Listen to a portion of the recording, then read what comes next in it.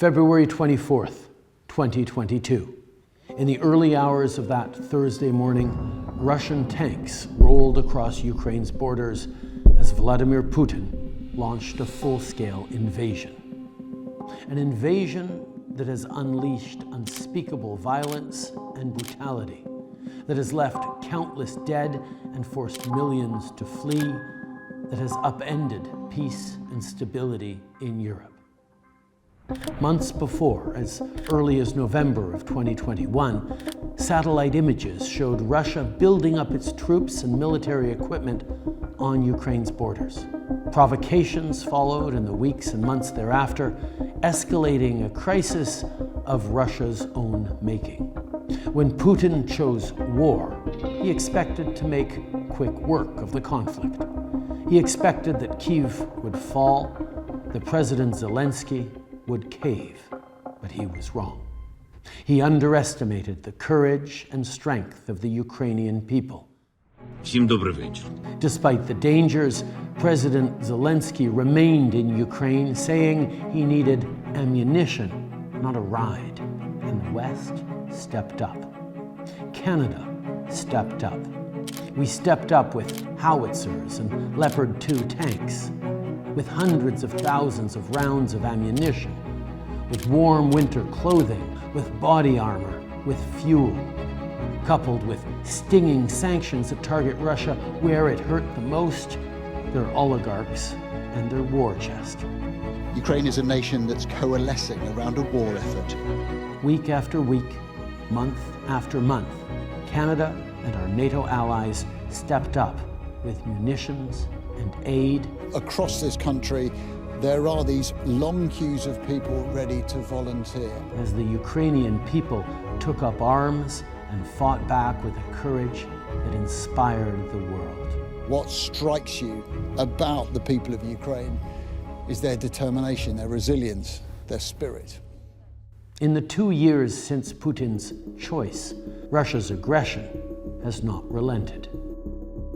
Evidence of war crimes in Bucha, in Hostomel, shocked the world, exposing the butchery of Russian mercenaries. Residents say that Russian soldiers were going door to door, house to house, kicking down the doors, shooting the locks, and primarily searching for young men, they say, but that if anyone gave them any kind of resistance, argued with them, tried to talk back to them, they would quickly be shot. Flattened towns, bullet-ridden hospitals, mass graves. Yet, against Putin's war machine, Ukraine has held fast and held strong.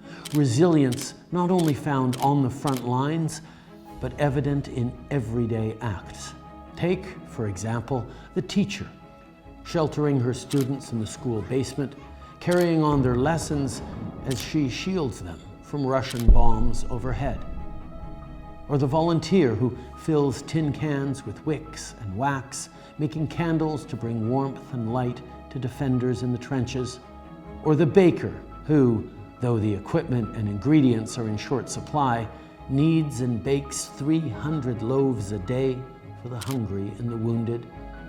Or the young man, barely 18, who learns too soon the cruelty of adulthood as he enlists to fight. Last week, I read the story of a Ukrainian soldier. The name he goes by is Kadyet. He joined the army the day after he turned 18, the fourth day after Russia invaded. Now, my eldest son is 15, and even though he's already taller than me, I couldn't imagine him going off to war in just a couple of years. What kids and families are living across Ukraine right now is difficult to even comprehend, but it is all very, very real, both what you are doing and why you are doing it. Every day since Russia's invasion, we've stood with the people of Ukraine, the people who've shown incredible resilience as their very destiny is challenged by the Kremlin, who have fought back with unmatched ferocity, who've carried on in coffee shops, in businesses, in life, brave and unwavering. Every day since, we have stood with Ukraine, with accountability and sanctions for the Kremlin and its oligarchs, with open homes and open hearts for Ukrainians who've sought refuge in Canada, and with ammunition and equipment to save lives on the front lines.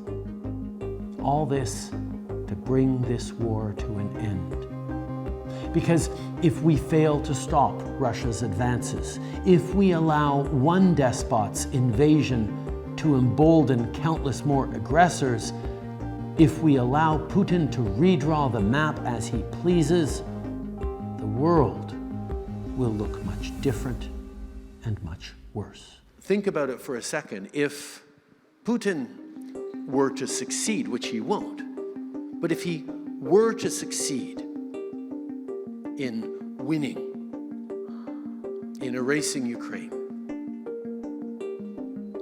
what message would that send to anyone else around the world who has a slightly bigger army than their neighbor?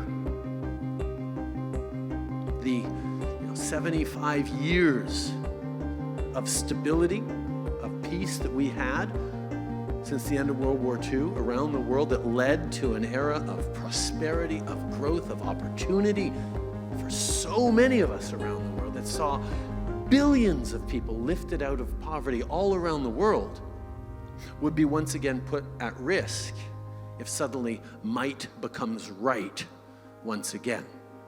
But today, as the war drags on and as more Ukrainians die defending their homeland, some voices are growing tired. It's in peaceful democracies like Canada that some people and some parties are wondering if Ukraine's democracy is important enough, if this fight is worth continuing. Well, know this.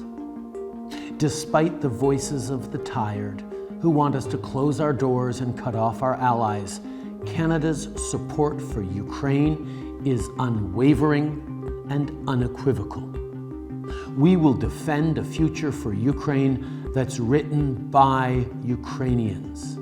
We will defend a Ukraine that stands strong and free, and we will be with Ukraine in this courageous fight for as long as it takes.